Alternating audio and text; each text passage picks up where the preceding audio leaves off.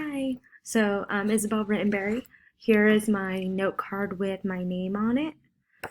And then I'm showing you my note card of just the general outline of the task that you're asking us for this video. So the general outline of the integumentary system contains accessory glands, which are hair follicles, nails, and then exocrine glands, which are thermoregulators. And then the cutaneous component, which consists of the epidermis, the dermis, and the hypodermis. So the different components of the epidermis, which is consistent of stratified squamous epithelium, and it contains keratinocytes, myosinites, Langerhans cells, and Merkel cells. And going from the deepest to the most superficial layer, it's going to go stratum basal, spinosum, granulosum, lucidium, and then corneum is the most superficial layer. And then going deeper into the layers of the dermis, it's going to be consistent of loose connective tissue on top, and then below it's going to get to be more dense connective tissue fibers.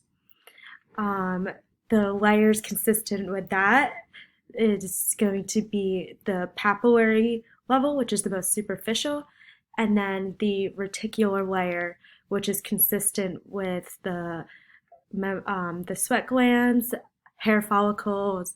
That's where nerve fibers are located.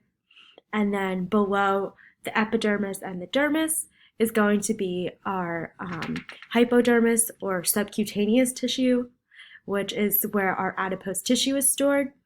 And adipose tissue is, as the textbook called it, where baby fat is stored, and it is used when we need excess energy.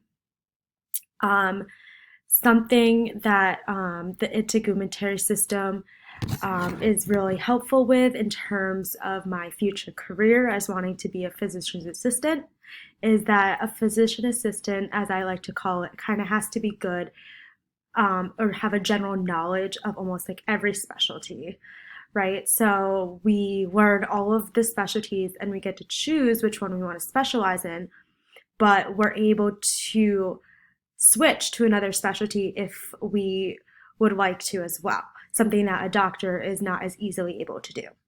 So we are going to be learning the integumentary system for dermatology, for example, and understanding the different layers of the skin, what keratinocytes are super important for a physician's assistant, just to have a general basic knowledge of what is going to be expected of us as a PA.